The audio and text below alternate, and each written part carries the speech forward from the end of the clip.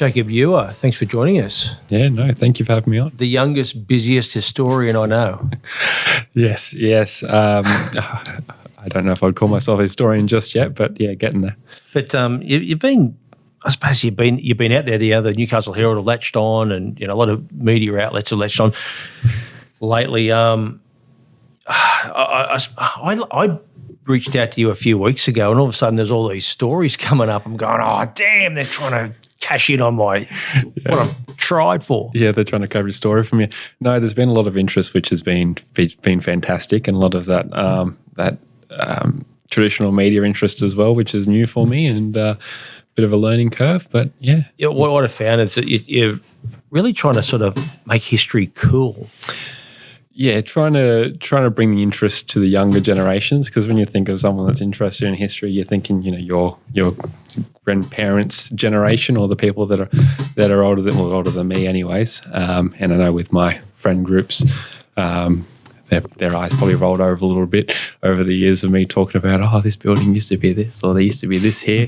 So I'm glad that there's a bit of interest in it now, and I'm able to bring it to the kind of younger generations. I'll flag this early. We had your grandfather in. God, it would have been about podcast number 7. Do you think? It was early days. He's a fascinating dude, though. Yeah, no, he's a bit of a history lover. There he is. Well. Yeah, there he is. Yep.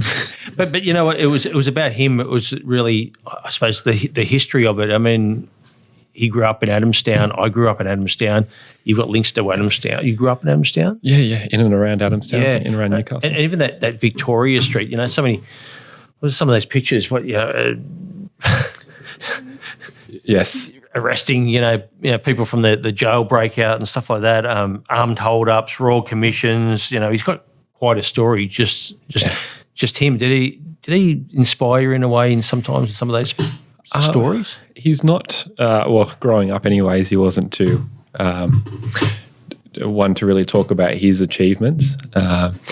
He was always into ancient history and our local history as well. So I did hear a bit of that through him, and he's done a bit of travelling himself, and I always loving hearing about those stories of where they've gone in around ancient Greece or whatnot. I found with him, it's and with a lot of people, sometimes they don't want to talk about it normally unless you ask, and then all of a sudden they'll say it. But unless you ask, you don't sometimes get.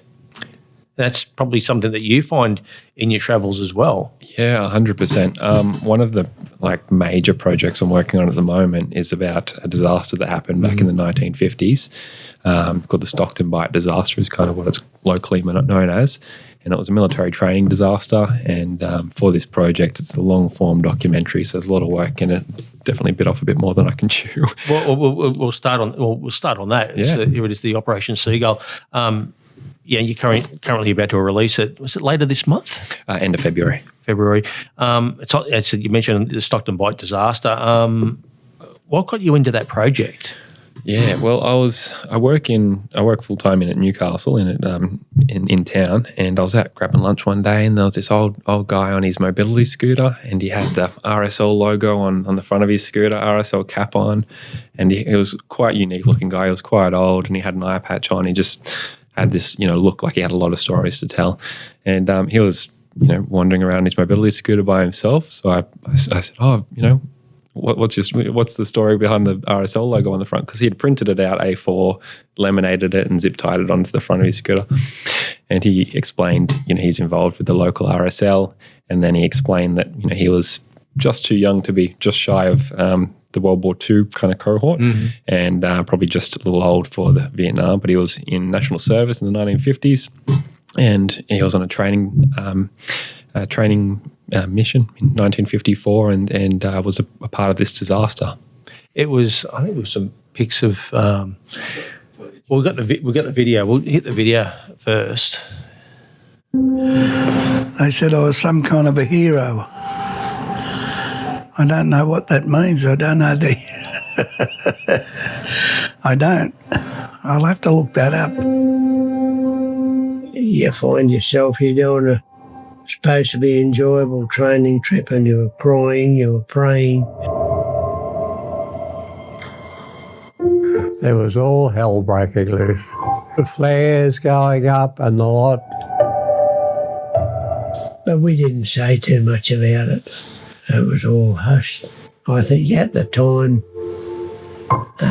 the officers were happy to keep it quiet, you know. Wasn't good. But I'm here.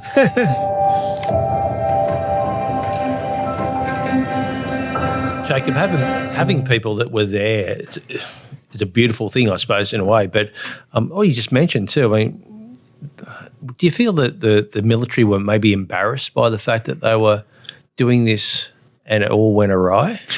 Yeah, I think at the time it would have been a bit of a PR kind of nightmare for them, because this was a time when national service was compulsory. You know, if you're 18 years old at the time, it was compulsory to do national service, like be in the Army, Navy, or Air Force. So these guys that were involved, there were 184 of them. Not all of them were national service. Some of them were CMF volunteers, like ex-World War II servicemen.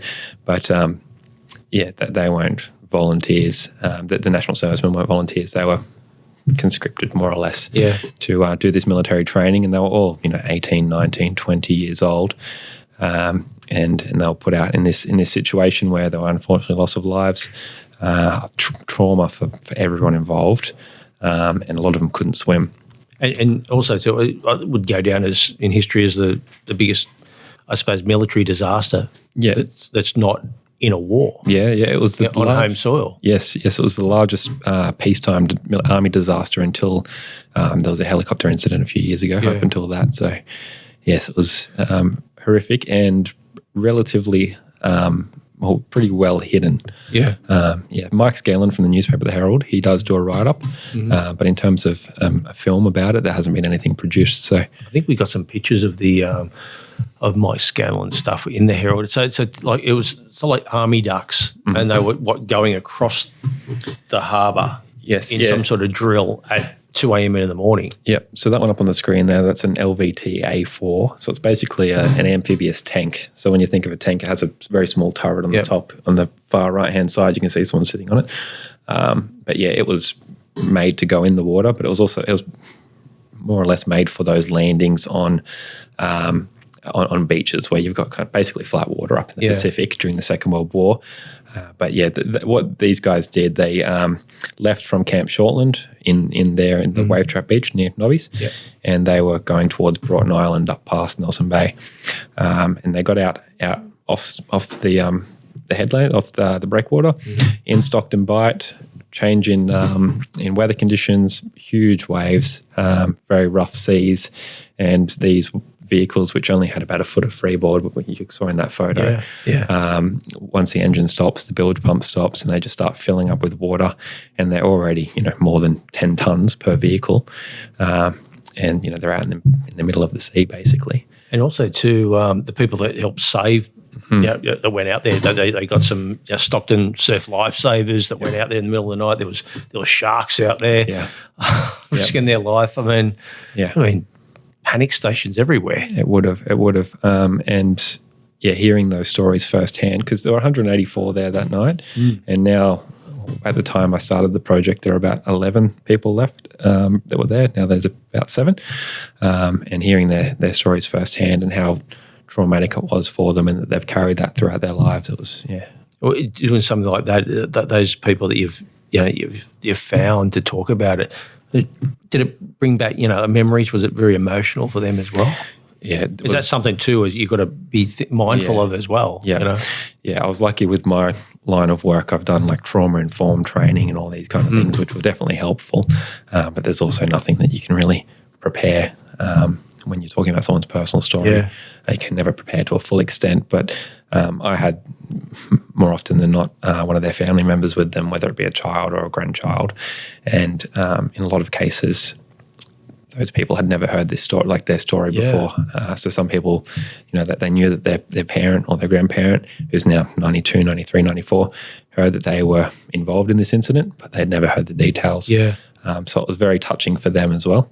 And I think these the people that were involved that I interviewed, from what I was hearing throughout their lives, they didn't want to speak about it. But now that they're like right at the end, I think they were just wanted to get their story out there and off their chest. When you look around that area, there's been a lot of. And Newcastle's had a massive amount of maritime history, and obviously Australia's oldest port. There's been a lot of shipwrecks around that as well. A lot of death. And it's flanked, obviously by reefs and shallows. You've had the SS Kawara. Yep. That disaster there, 1866, it was practically a new vessel that had a heavy cargo on it. One survivor, 60 dead. My God, that happened these days. It'd be an absolute inquiry into it, which there was. Yes. But obviously, 18 bodies washed up ashore. This Kawara actually, because of the conditions, actually tried to head back out to sea to save people's lives, and it actually did the opposite. Yeah. It blows your mind. Yeah. No, there's so many shipwrecks in and around Newcastle, and that one especially. There's a mass grave, I believe, up at Christchurch Cathedral with some of the remains there of those involved in that wreck.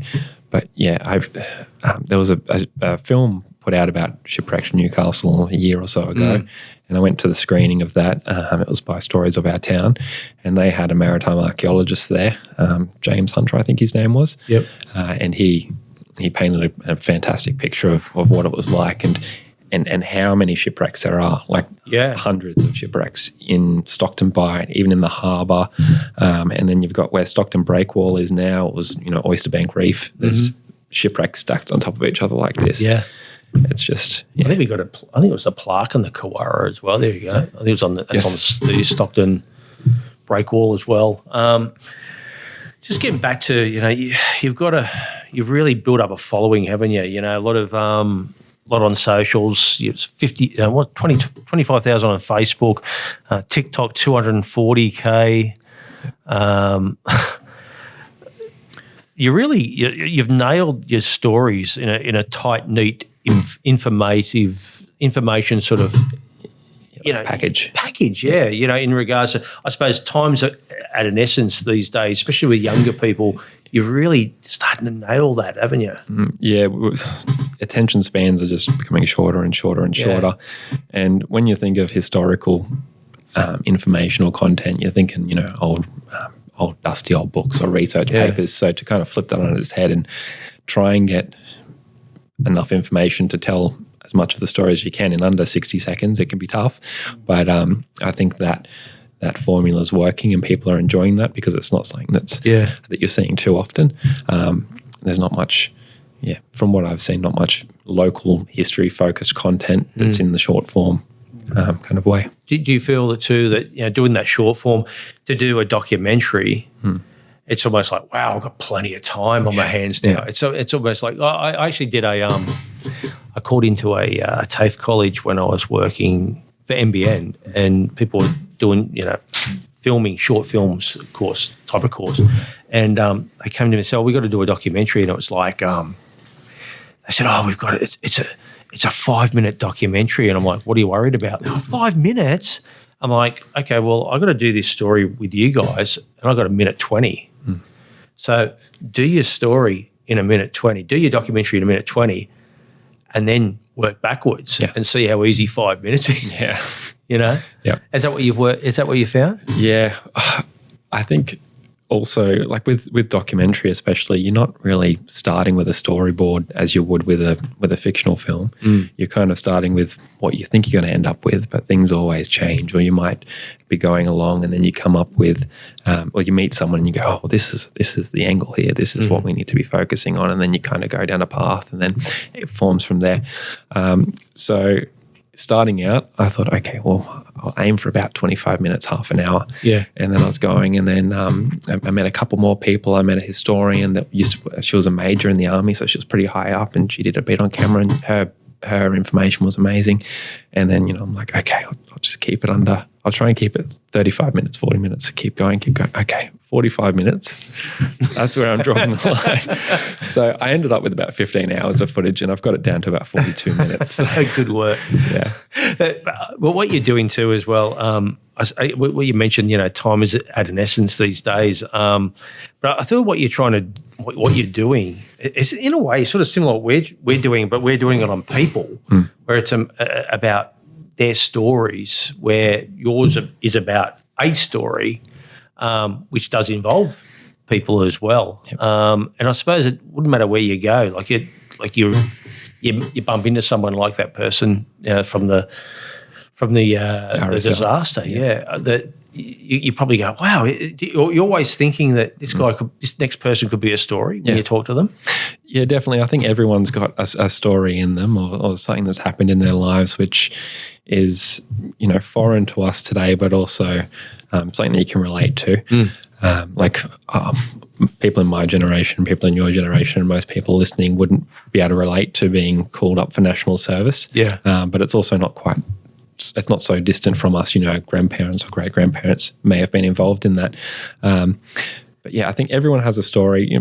People might not think that their story is all too exciting, but I like kind of hearing what people have to say and hearing what their lives were like, and being able to kind of share that with everyone. I've got to say, I've actually been excited since we decided to get you on board with this today. But because whenever I drive around Newcastle, I say to my partner Kelly, this building, and she goes, "Shut up! Yeah, it used to be a theatre. Yeah, it got knocked down. They built something else. Yeah. Like everywhere I go. Yeah. But some of the stuff that you've unearthed, it's like it just blows my mind as well, and it just feels like There's a lot of history in Newcastle. It's almost like the perfect backyard for you growing up in Newcastle, because again, it's such an old, city. Yeah. It would have been perfect building blocks. Oh, 100%. I'm very lucky to have been, born here and then raised here. But yeah, as you said, it's very diverse in terms of its history. You've got the 6,500 years of Indigenous history. You've got the early colonial history, the convict history, and then you've got World War II. Newcastle was fortified during World War II, which was pivotal around the globe, massive event. And Newcastle was, for Australia, it was quite a centerpiece of that. So I think we're very lucky that we have such a broad history, so many industries, so many people, so many stories. Yes. Also, too, I don't know, even you go for a walk up in Newcastle. I'm actually so proud of the way, I suppose, Newcastle Council have also restructured buildings in regards to the way they used to look over time, and it's a real historic area up the top of Newcastle. How do you feel the way that they've sort of, again, they've got to modernise, which is important, but also keep the bones about what it used to look like? You're talking about where they've kept the facades? Yeah, facades, buildings, all that sort of stuff. Yeah. Yeah, I think it's. I like walking through cities that have been around for. Newcastle's been around for. As a settlement, as a city, has been around for a couple hundred years, and you go over to Europe and you're looking at thousands of years. But Newcastle, especially, you can walk down the street and you see something, mid-1800s standing next to something from the 1960s, and they can be quite juxtaposed. But I like it; it gives it a bit of character, having a bit of a mix of kind of designs. But then you go out to somewhere like Morpeth, and you kind of ride back. You're looking at 1830s, 1840s, 1850s, and that's kind of pretty cool to look at something that's quite preserved from that period. Obviously, it's not the most practical when you're looking at a growing city with developing needs, but Morpeth is pretty close. So. Well, you could book years ago. You could book a ticket to go from Morpeth to England. Did you know that? No. Oh, there you go. You can actually do that because the boats actually came into the wharf. Yeah. Really? There you go. There you go. Well, just giving you another one to look at. And just going back to the top of Newcastle, around you highlighted the first railway in Australia, 1831. 36, I think. About 1831, 1830s, yes. Yeah. Brown Street. Yes. Here it is here. This Newcastle Street, all the way back in 1831. Almost 200 years ago, the Australian Agricultural Company built a railway at this location to haul coal from its mine on the hill down to the harbour. After being surveyed and laid out, it became the first permanent working railway in Australia. Gravity took the loaded wagons downhill, running along Brown Street to the company's staves on the waterfront. The weight of these descending wagons hauled the empty skips connected by rope back up the hill. This railway was a key piece of Newcastle's commercial coal export. Today, nothing of the line survives, but the street still follows the same 1831 route. So here, on one of Newcastle's steepest streets, you can literally walk the path of Australia's first railway. I can tell you now that Brown Street, we used to do pre-season training for Adamstown Rosebuds, and my ass is still somewhere hanging out halfway up that hill. That was the biggest hill you could run up. Yeah. How do you find that? Is it just, again, looking at the research in the books? Yes, there's a lot of information available online. We do have a few historical societies, and there is actually a plaque there because the railway was kind of almost where the houses are now on the west side, running down what would have been the footpath, I guess. Mm-hmm. And there is a little plaque there saying Australia's first railway. It's about this big. And but it's relatively unknown, especially when you think of railway. It's such an important mode of transport. And to know that the first proper railway in Australia was actually here in Newcastle is pretty special. You mentioned that plaque, but I don't know about the plaque. Do you feel that, and I know there's certain things around Newcastle where they do highlight. Do you feel that things like that, little things like that, should be more out there for the average person? Yeah. I think it's always a difficult topic because there's a lot of groups involved. But I think what I have seen that's worked quite well, I went out over the weekend to Wanji in Lake Macquarie, and at the old gun emplacement there, the Lake Macquarie Council's recently installed some interpretive signs, and they're about this high up off the ground, 1,200 off the ground. They've got a nice big image, old image, bit of information, and a QR code that you can learn more. So I think that's quite useful, whereas some of the smaller plaques that they kind of put down on the pavement, people are going to walk past and forget about over the years. So it's I'm always up for history being shared, but of course there needs to be an appetite from the council. I suppose considering Newcastle, was one of the first places settled in Australia. It became a harsh penal colony in 1801 for unruly convicts. Really sets itself up for an interesting history, doesn't it? Yeah, and there's so much. You got me talking now. So in Newcastle Beach, here we go. This is exactly what I was about to mention. So up on the hill there, you can see that white building. Mm-hmm. So that's where the old jail was. So that's right, almost where the Newcastle Baths are today. So when you go in there today, there's a big apartment building. It's got a bit of a curve, just northeast of Noah's on the beach. Yeah. And there's a bit of a grassy hill there, and it used to be the jail. when Jesus Christ, Jacob! I don't know. Did you know that, David? No. So when are you doing this one? This one is in progress at the moment. Yeah, So I went up there. A couple of weekends ago, and I set up I'm quite an introvert, so I don't like recording in public. Bloody good view for a jail. Well, the thing is, they faced it west, so the convicts wouldn't be looking at the water. But, bastards. So if you go into Newcastle Beach and you look the opposite way, there's a big grassy park with some pine trees and a bit of a walkway. So the jail was kind of there and underneath where the apartment building is now, and there is a little sign for that, which you can very easily walk past. But so it was the jail, and it operated for 40 years or so, and they also had gallows there to hang people. So that's where public executions also took place. So that's what that one of my upcoming videos is going to be, the Newcastle's site of public executions and the jail site. I just got to take this in. I know. But when you find stuff like this, do you just go, holy shit? Yeah. Because that's exactly the way I'm feeling now. Yeah. And when it's something like that, like a jail is just such a prominent thing in society. You know, this was before Maitland Jail, because when Newcastle was becoming too much of a free settlement and less of a penal colony, they moved most of the convicts out to Maitland Way, and the jail was also built out there, and they were transferred. And that jail building, it was lived in by squatters for a few years, and then bits and pieces were taken from other buildings, and then it just became a site of disrepair by the 1890s. They knocked it over, and then the site became the terminal for the trams, the steam trams at the time, then the electric trams. Yep. And then when they got rid of the old trams, they just turned it into a public park and a bit of a housing development in there now as well.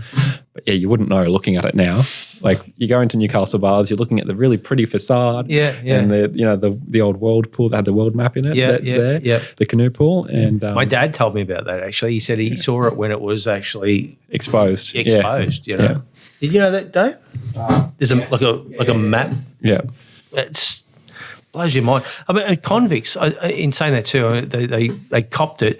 But I tell you what, they made a lot of bloody stuff up in Newcastle, didn't they? They worked hard. They did, yes. But obviously the bogey hole, the lumberyard, etc. But there's a lot of other things too. Yeah, and a lot of things that don't exist anymore. Like for all those buildings, the old buildings, you would have had lime kilns to produce the lime, and all of that's either under houses now or hidden in the bush. There you go. You did this. Whereabouts? This was up the coast, up near Port Macquarie. Yes. 30s, operated for about 20 years. Now, how these would actually operate is convicts would be in the creek beds surrounding this area, pulling up limestone, putting it in these kilns for 5 days. That then would become lime that is used in render and mortar and sent off to places like Port Macquarie and Sydney for use in some of the grand buildings. I mean, these things, like that one there, did you know about that before you went up there, or did you just find that? Yeah, so usually if I've got a long weekend or something off, I plan a bit of a trip with a historical itinerary, and then I do a bit of research beforehand. You got a girlfriend? I do, yeah. She didn't come on that trip.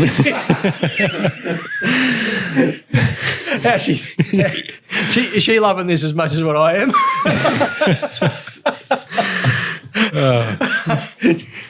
We you don't have to answer that. No, we recently I'll keep this short. We recently went on a trip over to Europe, and there were a few days where I went and looked at the old stuff, and she went to the markets or whatever. She does like old stuff, but not as intense. You sound like you're going out with my partner.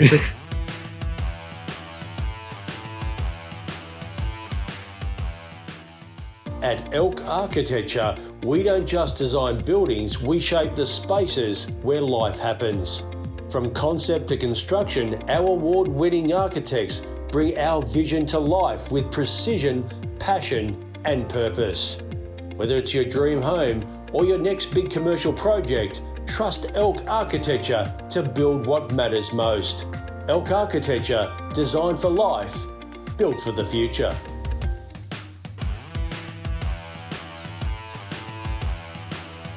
You started digging up old coins, bottles, etc. Just digging. I mean, I feel that like you could go anywhere in the top of Newcastle, dig a few metres under, and you'd probably find something.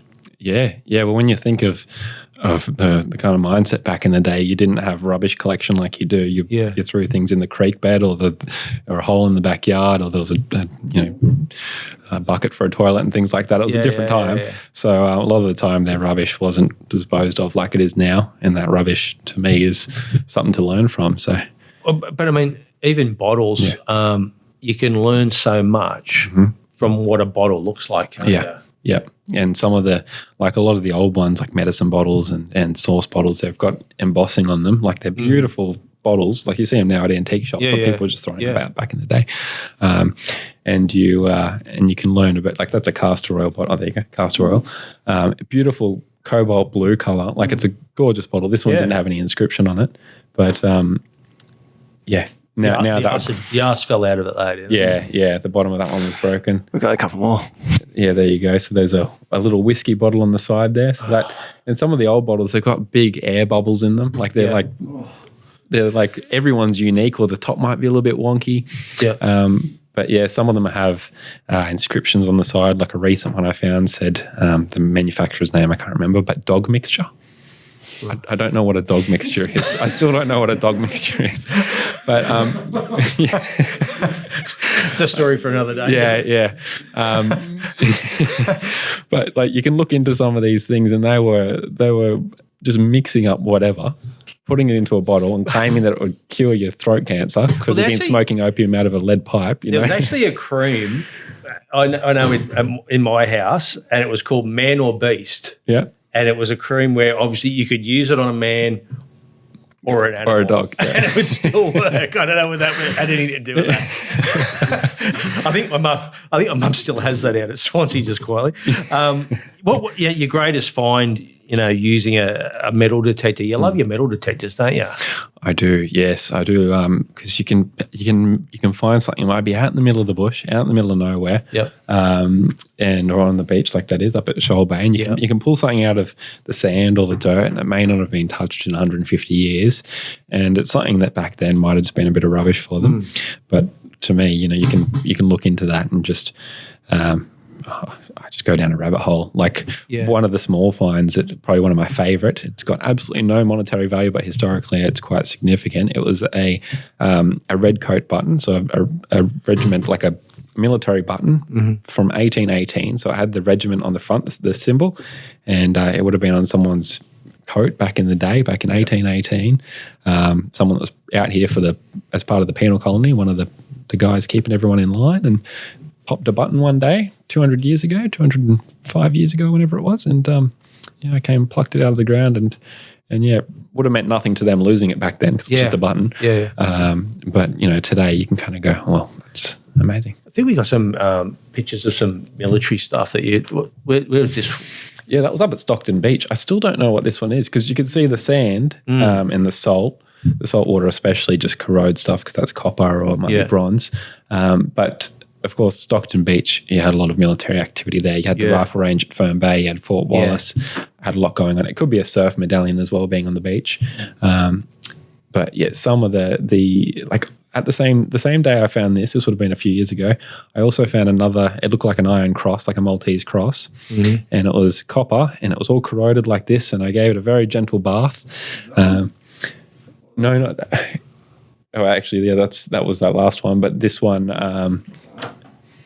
you may not have a photo of, but it looked like a Maltese cross, like the German army wore or received, and but it was actually handmade, post-war likely, and the inscription was some kind of surfing competition. So someone had made up these medallions, and the story was behind it. I found out incidentally, after the Second World War, people would souvenir these crosses, these medallions, in the kind of hippie surfer era of the 50s, 60s, 70s. And they would scribble out whatever was on it, put their own information about their surfing achievements or the surfing comp, and then use that as a medallion. So it was like a repurposed thing, and then that became a bit of a tradition in the surfing community, and they would make their own up. And I found one of those, which was just, I'd never heard about this before, and that's kind of the beauty of it. You find something, you go, what's this? And then learn a bit about it. And even you talk about the military and that picture where you were at Shoal Bay. I didn't even know this, but I mean, we did Tezza McKenna a few weeks ago, and we did him for the live show as well. And he was talking about his dad back in the 1940s. They were training on Shoal Bay. On the beach, like a landing, that sort of thing. And I'm thinking, I wonder what would be. When I saw that picture of you on Shoal Bay, I'm thinking, geez, there might have been some stuff under there as well. And again, I had no idea that they were training at Shoal Bay. Yeah, or Port Stephens back in the 40s. It was just like basically all of Nelson Bay, Shoal Bay, Finger Bay. It was just all like the Americans came out. There were thousands of Americans that came out, and they did landings at Zenith Beach as well, which is like Mount Tomarine. You got the little beach, the hidden beach. They did landings to prepare. They had landing craft coming, dropping their tail, and they had flyovers, and it would have been an absolute haven of war activity back in the day. The planning. We'll talk a lot about aeroplanes soon, but one of my favourites. I want to talk about the trapdoor robbery. Oh yeah, Broadmeadow. This is one of the greatest heists that's never been solved in the history of Newcastle. Newcastle was robbed in broad daylight, and the thief was never seen or found. During the 1930s, this building was the Broadmeadow branch of the Bank of New South Wales. Around midday on November 4, 1931, the bank manager ducked out for just a few minutes to dispose of some rubbish, with all doors locking behind him. When he came back, the cash drawer was empty. £250 gone. There was no evidence of a break-in, no smashed windows, and no clues. Months passed. Then the new manager noticed something strange. The floorboards behind the counter were beginning to sag. He pulled them up and found a trapdoor, a perfectly cut hidden panel, and below it was a dugout chamber and a tunnel. Someone had spent weeks burrowing from a vacant lot straight beneath the bank counter. They hid underground, waited for the manager to step out, slipped up through the trapdoor, grabbed the cash, and crawled back into the tunnel before anyone knew. As far as I'm aware, the thief was never found. And to this day, the 1931 Broadmeadow Bank robbery is one of Newcastle's most ingenious, unsolved mysteries. 2 questions. Yes. You mentioned the new bank manager. Yeah. What happened to the old one? I don't know. Do you think he might have got the arse because of the robbery? Well, a few people think it was an inside job, so maybe he went on early retirement. Well, yeah. And secondly, too, like if it was a job, obviously there's a lot of work gone into it. Now, I'm sure that, do you think it was only one person would have done this, or do you think it was more than one? Well, yeah, I don't know. It's Am I asking too much yeah, here? it's a lot of effort when you think about it. Do we need to get your grandfather in? Insight from the detective. Because what I'm saying is, if there was 2 blokes there, right, Yeah. and one goes, we're going to rob this bank, and the guy goes, well, how are we going to do it? Well, we're going to dig this tunnel under the road, and we're going to a trap door, and we're going to wait till this bloke goes for lunch or something. We're going to pick it. Pop up, yeah. The other bloke would go,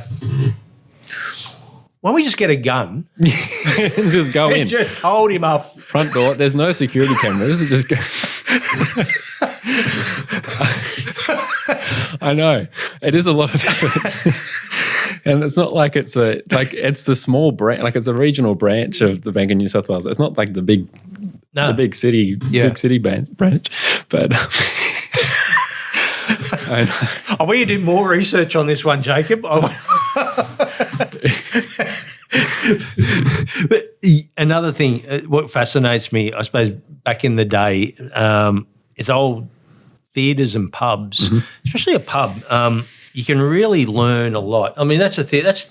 I took a picture of that. That's in Adamstown. That's the old facade. It used to be a picture theatre. Yep. And a lot of people didn't even know it was there. You walk in there and there's still the seats in the back of that. Oh, right. And when I was at NBN, I wanted to do a series on old theatres. And in the end, I just didn't have time, because, again, in Newcastle, there's so many old theatres. I know the Victoria Theatre's starting to get done up again and stuff like that. But there's so much history just in theatres. Yeah, and you've got the old drive-ins as well with that. There was one in Lambton, which is now a housing development. You could look at the old aerial pictures and see where the drive-in was, and now that's literally the street layout now. Yeah, Gateshead.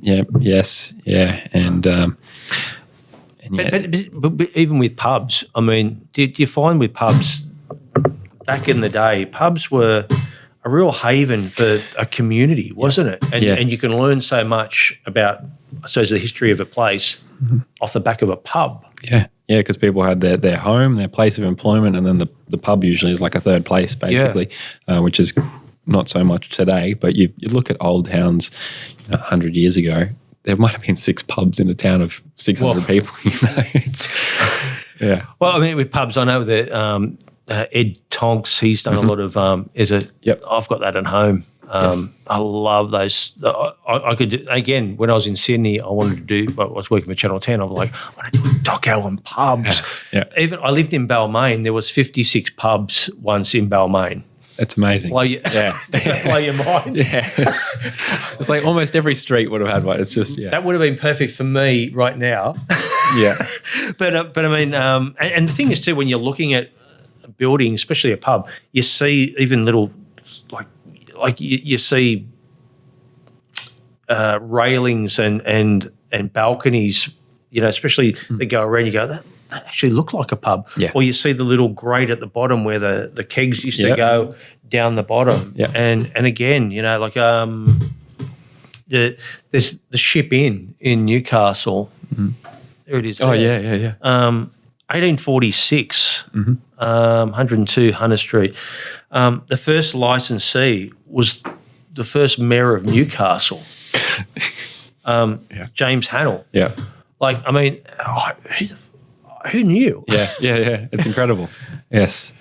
Yeah, there's a bit of that in Maitland as well, where one of the old, because I used to live in Maitland, so I went really in deep with all the history of the street that I was living on. I found out the guy that first leased the house out that I was living in was also a councillor and was also the head of the rowing group, like the surf life rowing group, and he was in the bowling club, and he had his hands in everything in the community, and it was very, very tight knit community. Yeah, everyone knew everyone, and or even.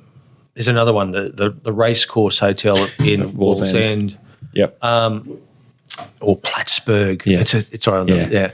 No one calls it Plattsburgh anymore. There used to be a soccer club called Plattsburgh. I don't know if it's still there. It's Merriweather Fletcher. They moved it, I'm pretty sure. Yeah. Carry on, sorry. Well, it's funny too that there's a coal current field out the back, which was Plattsburgh. But it's on Minmi Road. It was established in 1884. Back in an area, where there was 33 to 38 pubs around that area. Even the town of Minmi had 10 pubs.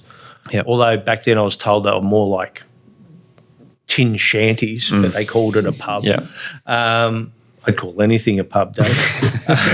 It's got cold beer. That's what counts. But honestly, you could.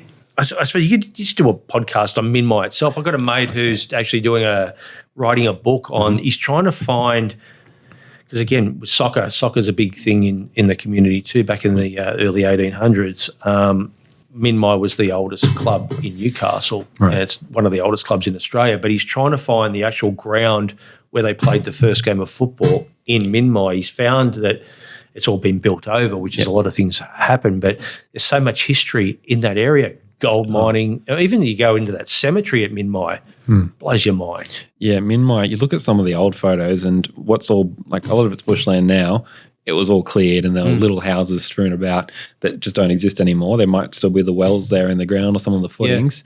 But yeah, it was actually quite large back in the day when there was the coal mining industry really booming out there.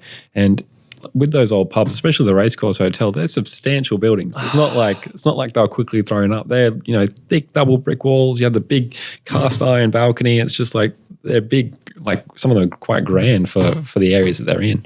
I actually took Kelly through to the Racecourse a few weeks ago, and she wasn't too impressive. So I had like a hold on, what day and what time? No, it was any time. It was on a weekend, but it was like they've got like shark teeth, and it looks like you're walking in. Crocodile Dundee pub. It's what I loved it because it was character. Yeah. She didn't sort of like it as much, but we move on. But that racecourse, a lot of people talk about it. Why is it a racecourse? Is because there was a racecourse across the road. Yeah. And this is the interesting thing about it. It was called the Wallsend Jockey Club. A lot of history there too. Up until 1978, half of the Melbourne Cup winning horses were descended from the mighty horse Carbine, which is why there's a street called Carbine Close, which is across the road. And a few would know that, that's in the industrial estate.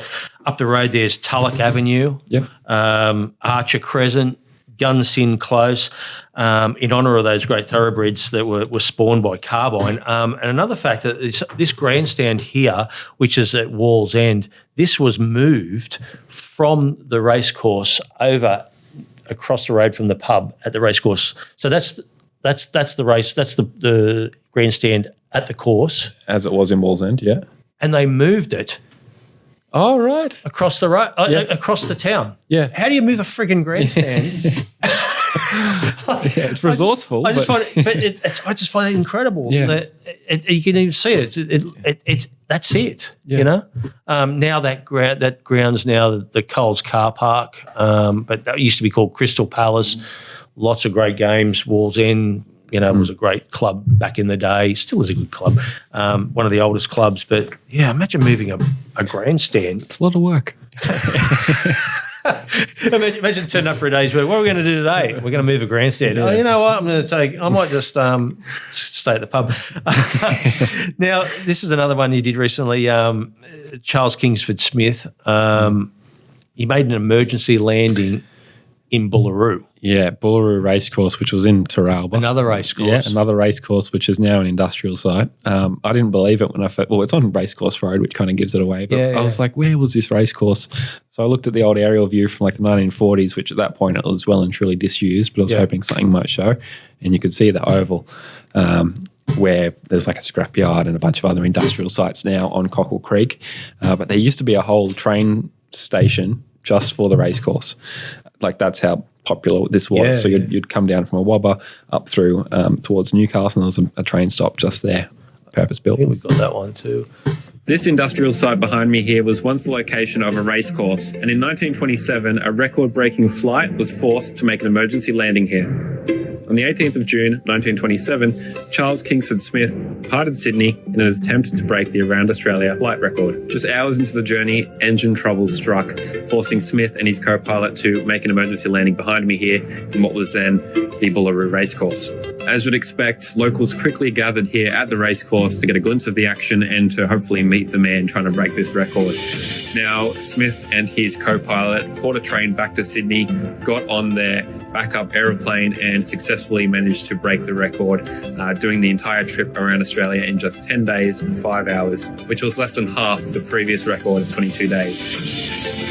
So there you go. This unassuming Lake Macquarie industrial site has quite an interesting past. Where's the plaque there? Yeah, there's no plaque there. They need to add Charles Kingsford Smith's aeroplane shit itself just here. But when you do things like this, again, you're looking into it and you're finding this sort of stuff and you're sort of going, oh, Racecourse Road.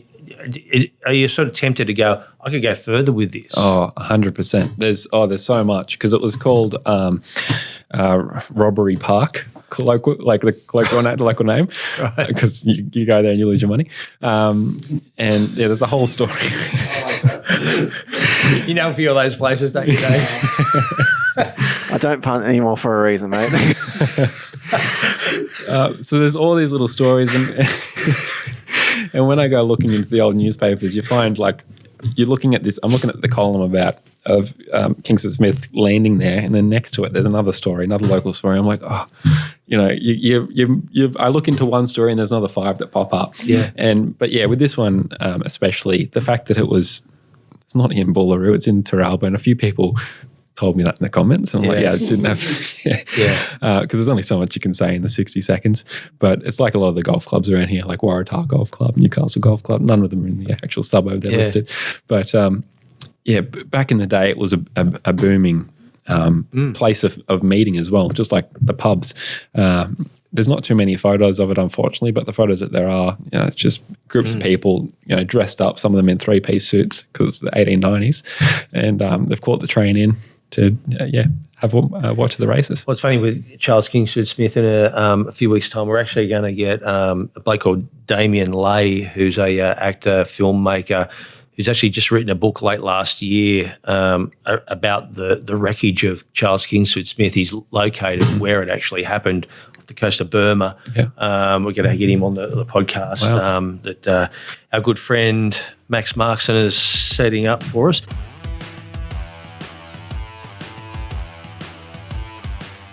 This isn't just a gym. It's where limits get broken. A place where community comes together, sweat turns into strength, and every drop is progress.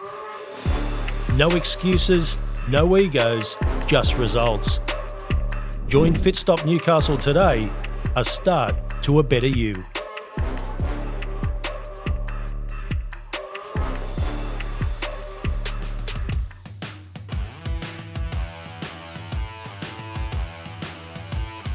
But staying on aeroplanes, aeroplane mishaps near McDonald Jones Stadium, that massive drain that a lot of people would have walked across if they got to go to a Knights game sometimes.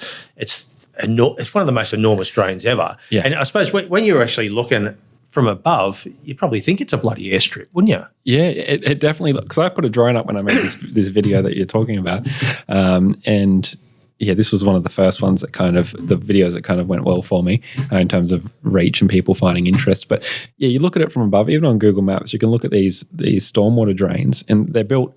They were built into the the path of old creeks and rivers. Yeah. So this one's Styx Creek, I believe. And it looks like a road. Like it's just concrete and it's shaped like a road. It runs straight like a road. And this story goes, it was a transport, an army transporter back in the 40s. And I think it was bad weather. They were meant to be going to Williamtown or somewhere like that out at the RAF base. And they just had to bring it down, and it ended up in the drain. So there's this photo of this massive aircraft, like it's a transport aircraft, it's like big hollow thing, and it's just sitting like this in the drain. I think we got that too. Did you know in 1944 here in Newcastle, a US bomber crashed into this drain right here? And the crazy thing was, it wasn't the first time that it had happened. Where the stadium now stands, an airfield once existed. Broadmeadow Aerodrome opened in the 1920s and served as Newcastle's main airport for decades. But it had one big problem. It was built on low, boggy ground, crisscrossed by stormwater drains. In the 10 months before that 1944 crash, 2 other planes had already ended up in that same drain. And over just 2 years, at least 7 aircraft crashed while trying to land here. By the 1960s, the aerodrome had shut down, and by the start of the next decade, the International Sports Centre rose in its place. In the more than 50 years since, this area has seen huge changes, new stands, new names, new developments. But this stormwater drain, which caused so much chaos, is still here. Well, you know what? If I was up in a Cessna and I saw that, I'd probably go, you know what? I'll try my chances. Yeah, I'll give it a go. Yeah, landing strip enough. Yeah. But even staying on that, there was also another one. It was a crash at the junction. When was that? That was the 1960s. That was on Glebe Road. Yes, over Glebe Road. It's like right where Coles, like that shopping centre is now. Across from Coles, you got that kind of triangle block, and you got the War Memorial in the corner. It was basically right there, the plane. So no one knows really why he was veered so far off course, but he had some troubles. He ejected himself and tried to get the plane to an area where it was going to not cause too much damage. The fuselage did go through someone's roof, unfortunately. Lucky that lady wasn't home. The pilot was the only one that died. One other guy, he was walking out of the pub. He's actually quoted in the newspaper. He's walking out of the pub and said that like a bit of wing or a bit of the aeroplane hit him in the chest, and like he got knocked to the ground, and he got up and he's like, oh, got to go back in for another drink.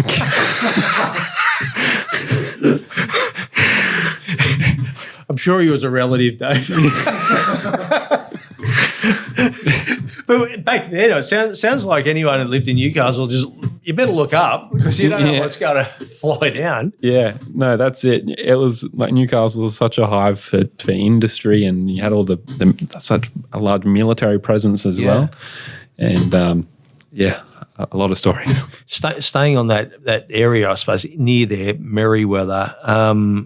I was told it was the other week. We were doing the walk from Merriweather to Newcastle. We're going down the steps. It was Kelly. Oh, she goes, see that house over there? It was right in the window. And she says it's got these triangle sort of tops. And I went, I could see it. That was a hospital. And I went, what? And I'm like, and she goes, Hillcrest. Yeah, beautiful house. It was recently up for sale. Well, we actually went up there after that to have a look, try to get a closer look, but it's just too hard to because there's so many houses around it. Yeah, it's like right at the end of the street. But at some of the older pictures, it's just all land bit around it. It's almost like, it's all clear. Some of that then. And it's right in the centre. Yeah. Oh, and there was like one road going straight up. Yeah. Yeah. Amazing. Beautiful house. And then, it was a health hospital at one point. Yeah. And now it's private residence, and I think it recently sold for like $6 million or something. But is that also a burden for you sometimes when it's a private residence, you want to do something and people go, no, sorry, you know, it's almost like, but you don't know what you're living in. Yes. Yeah, I think people, if they buy a historic house, generally they're somewhat open to a bit of a talk about it. Yeah. But when it's maybe a commercial property or someone's not as familiar with the history or as caring of the history, then it can be a bit difficult. Yep. Like an example is where the City Arcade is in Newcomen Street. There's the baths. Yeah. The old baths. Yeah, the baths underneath. So I reached out to the owner. It was a no to be able to film in underneath because it's still intact underneath. Yep. So unfortunately that one's a no for the moment. But again, just over that, but I'm pretty sure I mentioned to you through the week that NBN did a story on that. I'm sure there was a vision of it, the old concrete steps that led into the bars, and I'm thinking, oh my God, there's so much history under that building. Yes. You know, and saying that too, that the building, sadly about it, that building's got some history as well above it. Yeah. It's below it. That's important, or more important as far as I'm concerned. But even you're talking about hospitals like that one at Hillcrest, which is Hillcrest Avenue or Crescent. Even in Adamstown, you know, there's one on the corner of South Street and Sprunker Road. That used to be a little private hospital there. Oh, wow. You know, and again, I was always told about that as a kid. Yeah. But again, you know, it's got the bones of it. Yeah. You know, but it's just you drive around and you sort of so much history. The former purposes, like what buildings were originally built for, or what they were repurposed for over the years, I find it very, very interesting. Especially the places that are now, you know, big houses or might have been subdivided, and you look into, you know, what was it originally built for. You go, okay, yeah, I can see that. Yeah. You went overseas last year, Pompeii. Yes, Pompeii. How good was that? You would have been like a kid in a candy store over there. It was amazing. I wish we had a whole week just in Pompeii. Yeah, that's amazing. Yeah, and it's so massive. Like in high school, I did ancient history, and Pompeii was like our HSC topic, and you know, so I did a lot of looking into it. But when you're actually there, it's just completely different. It's massive. Like, look at that. That's I think that's actually Herculaneum, which is just slightly like closer towards Naples, and it's less visited. So we went to Herculaneum straight after Pompeii, and there was barely anyone there, and that was incredible. But it's huge, and the plaster casts, it was just surreal seeing it in person. Is this your Mecca? It's up there. This is. I don't think it's not much that can top it. Was your girlfriend on that trip? She was. She was. Yeah, she enjoyed Pompeii. But I mean, even Athens. I mean, there was a video of you swimming. And Epidavros. Here we go. Remains of a 2,000-year-old city.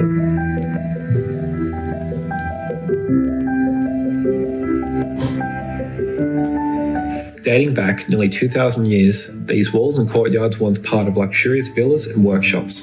Back then, wealthy Romans used Epidavros as a coastal retreat, just a short sail from Athens. But over the centuries, earthquakes have caused the shoreline to sink, leaving entire buildings submerged. Rediscovered about 50 years ago, it's now known as the sunken city of Epidavros.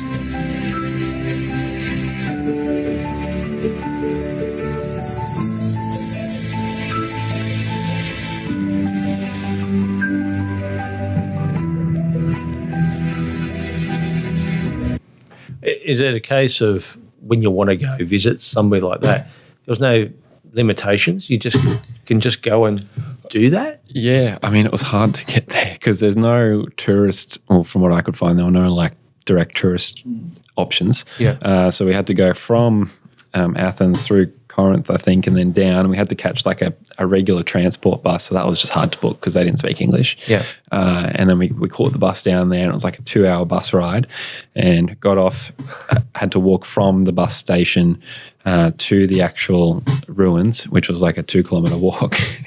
And then we had packed a drone in the backpack and everything. And we got there, and there was like a little hotel, but it wasn't a tourist center. And yeah, you could just swim out to it. You obviously had to use your own guidance as to what you should and shouldn't do. But everyone was pretty respectful there of the site, and it was in very good condition, and it was so easy to access. Like that's 2 meters of water. Yeah, well, that's what I'm saying. It just seems so easy. You just went there and did that. Yeah. There was no booking or anything. It was just, hired a snorkel and some goggles, and off we went. There's so much to find underwater as well, isn't there? You know, not as far as digging is concerned, but also I know, and we're going to talk about later on. I think you went under the Swansea Bridge recently too. Yeah. But there is so much to learn underwater. Yeah. Because you look at even the deep ocean where there's not necessarily man-made stuff. There's so much out there that we just don't know yet. Yeah. And when you're looking closer to settlements, water historically was used in so many ways. You know, you got transport. You obviously had to be there for that transport. So they'll settlements around waterways, and then they're also using waterways to dump rubbish. So you've got all kinds of things going on in there. It's just incredible. Getting back, we're going to reel it back to Newcastle again. This one here, the Christchurch Cathedral, the graveyard. Yep. 1971, the retaining wall breaks loose. Oh, yes, the bones in the street. And the bones, you hit it, Dave. Yeah. I think we got it. On the 15th of June 1971, this wall behind me here collapsed, causing human remains to spill out onto the street below. In front of what was once Christchurch Cemetery, and after a week of heavy rain and excavation work, the old retaining wall gave way. Children from nearby Cooks Hill Primary came to play in the dirt and began collecting bones. Father Brian Roach, a teacher at the school, filled 3 boxes with pieces of spine, finger bones and skull fragments, all taken from his students. He took these into the dean of the cathedral. When he arrived, the dean opened a cupboard already filled with other bones gathered from the collapse. All of these remains were later cremated. Today, you can still see the scars of that collapse, with patchwork masonry marking where the wall was rebuilt. It's a bloody good day at school that day, wasn't it? Yeah, you can't top that show and tell. It's here's someone's skull. Your mum go, what do you do at school today? Well, I was looking through some dirt. I found a skull. Yeah. But isn't it incredible? Again, we talk about, because Newcastle's so older down that end, obviously there's lots of graveyards. Yeah. There's lots of graveyards everywhere in Newcastle, wasn't there? Yeah. Well, that particular one, it was the first official cemetery in Newcastle. I think it was 1816, the first official burial. Yep. But there's evidence that it may have happened before then. And there were 3,300-ish recorded burials there. And it's not that large a block of land when you're looking at it. So there would have been, tightly stacked. As I said earlier, there was a mass grave there from that shipwreck. So it was kind of the central cemetery until it got a bit too full. I suppose back in the day, they wouldn't have expected. They're not looking forward to going in 100 years' time. Yeah. This is going to be redundant. This is too small for this area, and how big it was going to get built up. It's funny you talk about, like, with graveyards. Mark Twain once visited Newcastle, and he wrote in his journal, because back in the day there was a graveyard at the end of Hunter Street, and a graveyard, or it was a graveyard on both ends of Hunter Street. And he wrote in his journal, Newcastle, the main street with 2 dead ends. That's good. So even the Palais, the old Palais Royal, had a graveyard there as well, which they had to exhume the bodies and move to another place as well. So again, there's just so much history. But also too, you mentioned that a lot of the tombstones were moved from Christchurch to Blackbutt. Yeah, they were honestly moved everywhere. So when they were turning it into a park, so anyone that's been up to Christchurch should know it's mostly green space. Yeah. There's a few headstones still there, a couple dozen. But 3,300 people buried there. Doesn't mean there were that many headstones, but there were a few, as you can see in the photo.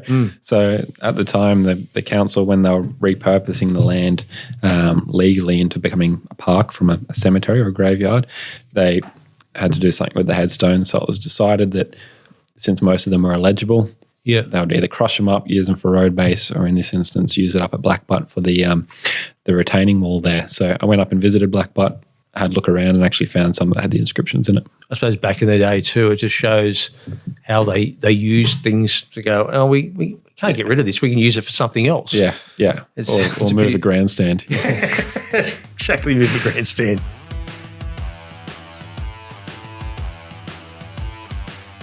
Tired of missing out on the best properties? Stop searching, start winning. At Optimum Buyers Agency, we work for you, not the seller. We negotiate harder, we move faster, we find the homes others don't. Off-market deals, smart strategy, real results. Whether it's your first home or your forever home, we make it happen. Optimum Buyers Agency, your edge in a competitive market.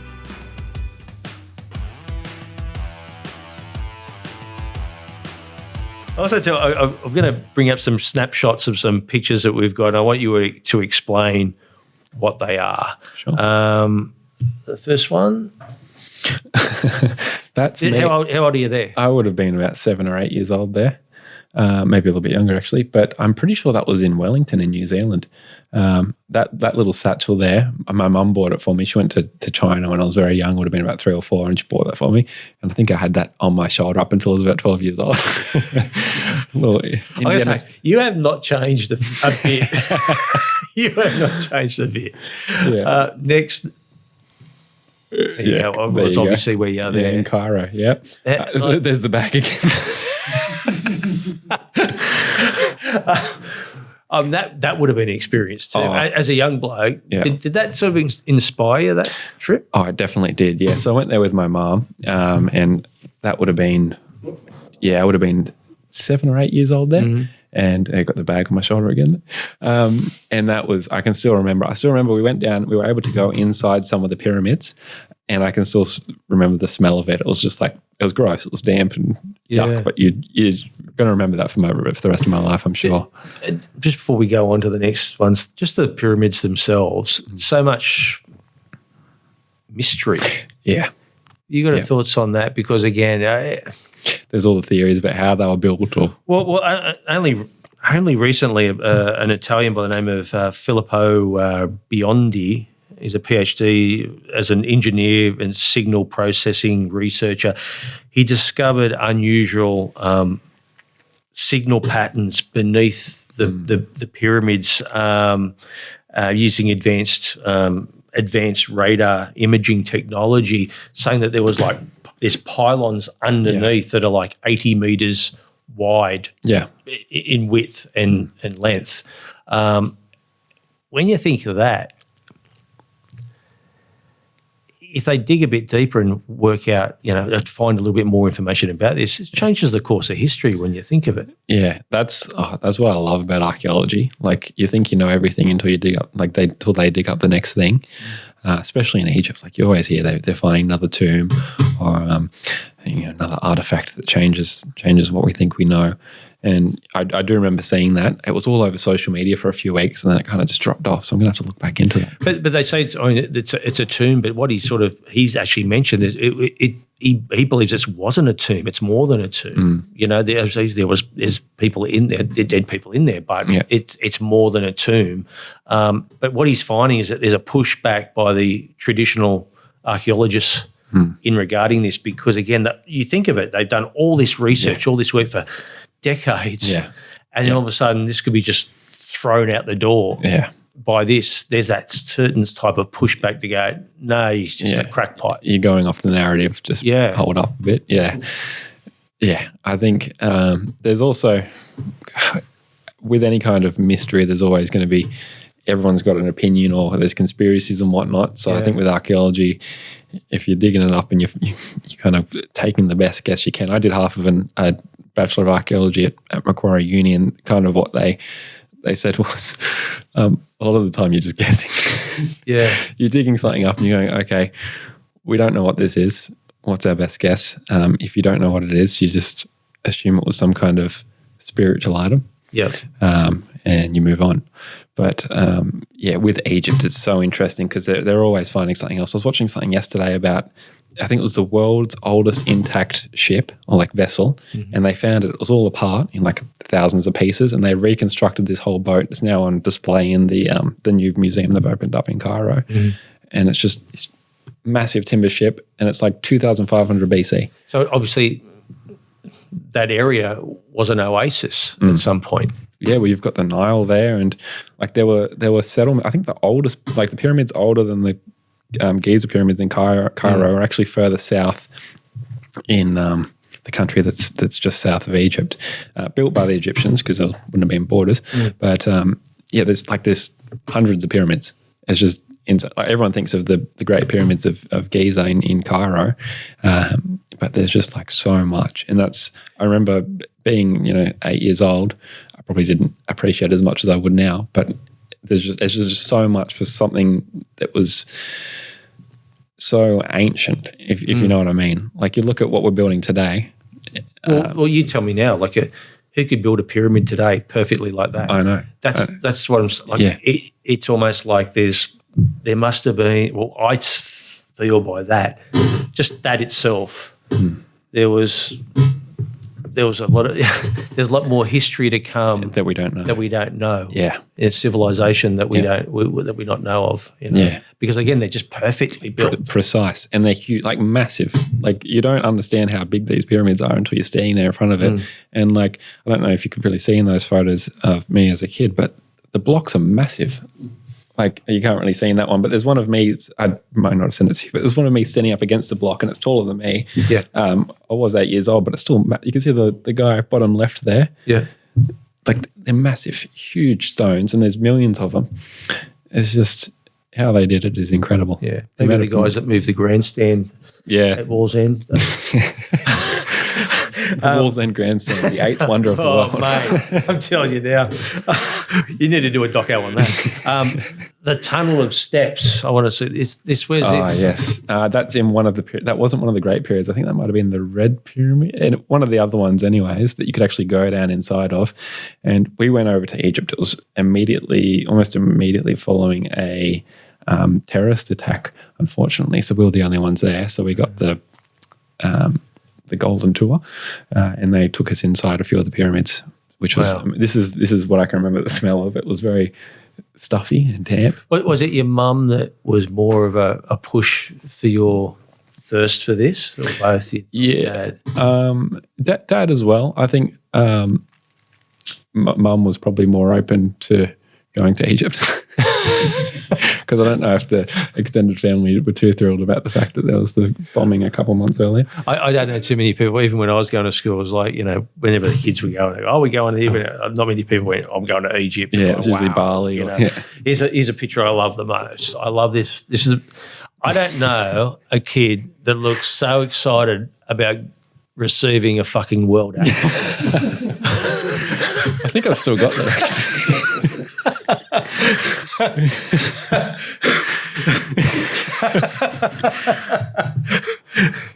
Oh man!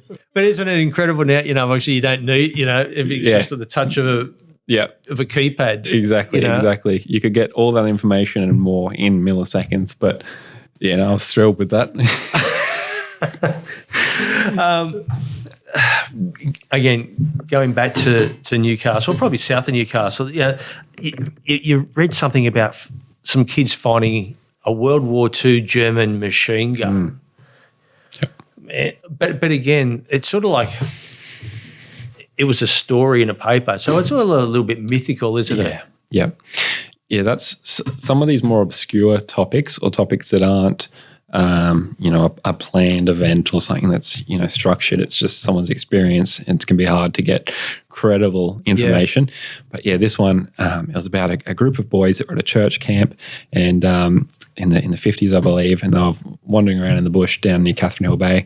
They came across this black bit of wrapped up plastic or rubber, unwrapped the cloth inside, and there was this German machine gun. And then the story goes that they went back every weekend and messed around with the machine gun as 14, 15-year-old boys would do, and then they came back one time and it was gone, and it's been gone ever since. So there was a bit of a write-up in the newspaper in the 80s, I think, so about 30 years after the event, so you've always got to take a bit of consideration. But these also ones that you sort of you read and you go, I could really dig a bit deeper here. Or do you just leave it? Yeah, I tried to dig deep on this one. Yeah, I'm sure you did. Yeah. But I'm just sort of saying, you're sort of going, imagine if you could somehow get a hold of one of these kids or, you know. Yeah. With some of the more recent stories, I've definitely taken more interest in that, like with the Stockton Bite incident that we spoke about earlier. There's a lot there that's that wasn't recorded that you kind of need first-hand accounts. So I think where it's available, that's always very handy. Also, too, again, we talk about a lot of World War sort of stuff. The creek in Belmont, was it Cold Tea Creek? Yeah. Again, a little bridge that you drive across all the time. Yeah. You see the sign, and even I go, why do they call it that for? Yeah. But again, you realise. Now, if you live near Newcastle, there's a high chance you've driven across this creek here in Belmont. Now, today, Cold Tea Creek looks like any other, but back in World War II, this was a key defence for Newcastle. In the closing months of 1942, engineers dredged and straightened Cold Tea Creek to form an anti-tank ditch connecting Lake Macquarie to the sea. It was built as part of the southern perimeter defences of Fortress Newcastle, designed to prevent enemy tanks from landing on 9 Mile Beach and advancing northward towards Newcastle. On the southern bank of the ditch, 2 interlocking rows of concrete tetrahedrons, often called tank traps, were installed to physically block enemy tanks. Only 2 of these remain today. On the northern bank of the creek, vertical timber posts were driven in every 5 feet to form a secondary barrier. Today, only a handful of these posts still remain. What now appears as a peaceful creek was once a prepared front line in Australia's wartime defence. Who'd have thought? Yeah, it's amazing. And there was also, before that concrete bridge now that I'm sure I've all driven across, there was a timber bridge back there at the time, and I think they had 5 pins holding the bridge together. If there was an invasion, they'd just pull the pins out, bridge would go, and it would be disconnected. Is it just an example for that one, especially people of the area? You're getting a lot of feedback from people in that area going, wow, I had no idea. Yeah.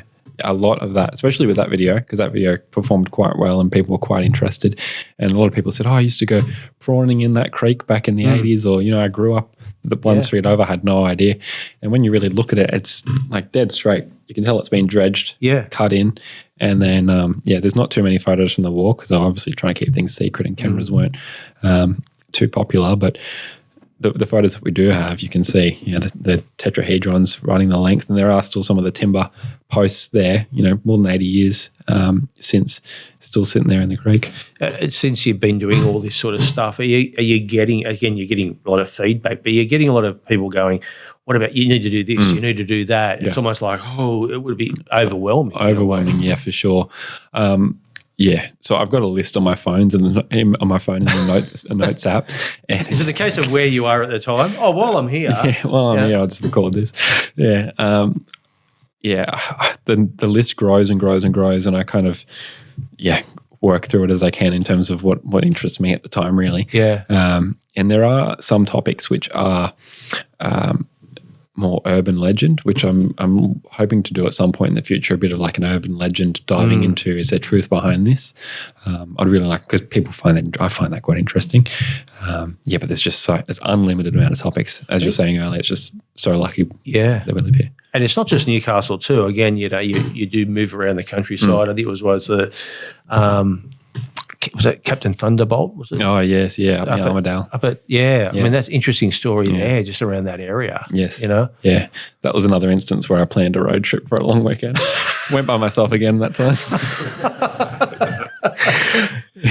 But again, even those country areas are even again, you could just concentrate on a whole 3 months of just doing stuff there. 100%. There, Yeah, a lot of these topics as well, like they're just left, right and center. I'm trying to make the videos and ensuring that I'm as accurate as possible and like cross-referencing and everything. But at some point I'd like to do longer versions of each kind of topic, hosted on YouTube or whatever it might be, more in-depth for people. Revisit them. Yeah, revisit them, maybe like a 15, 20-minute video.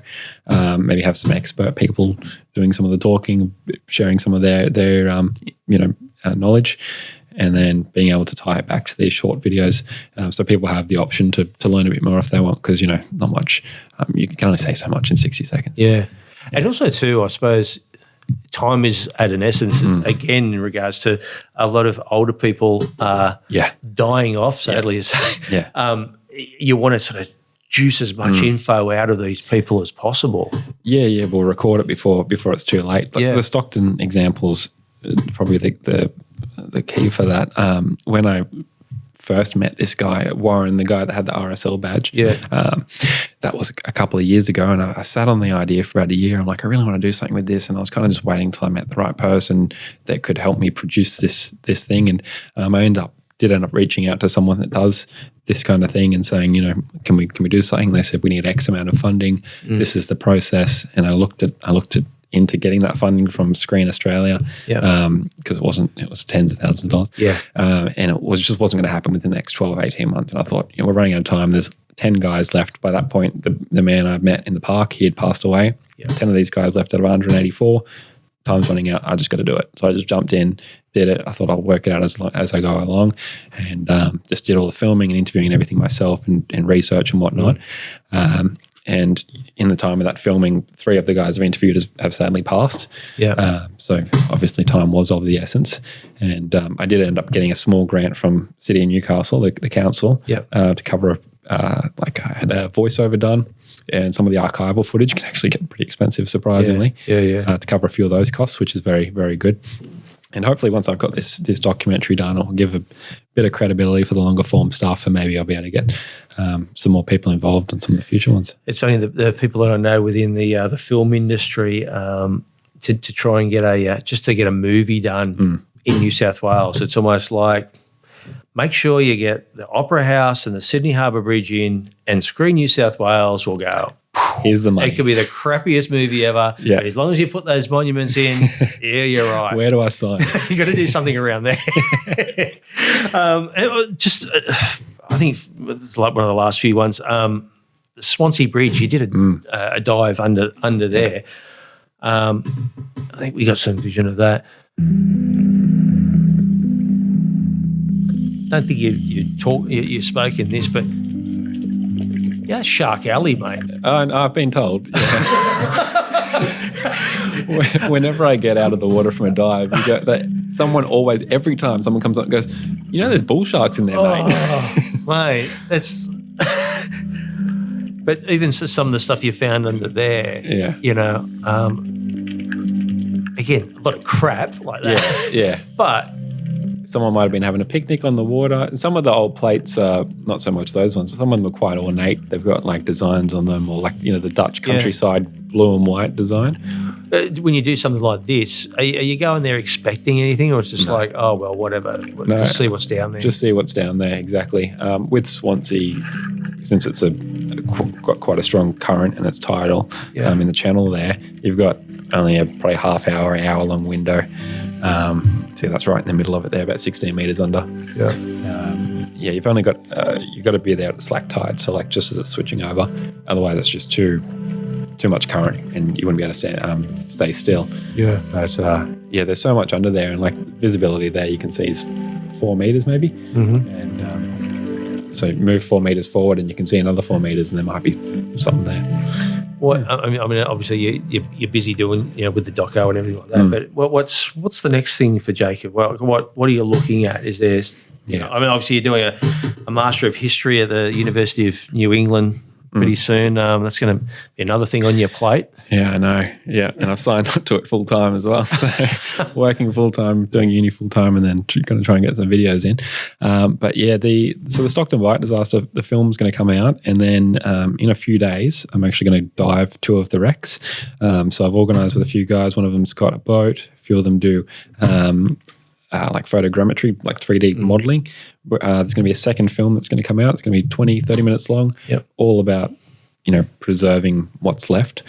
So doing a 3D scan and, seeing what remains of these wrecks.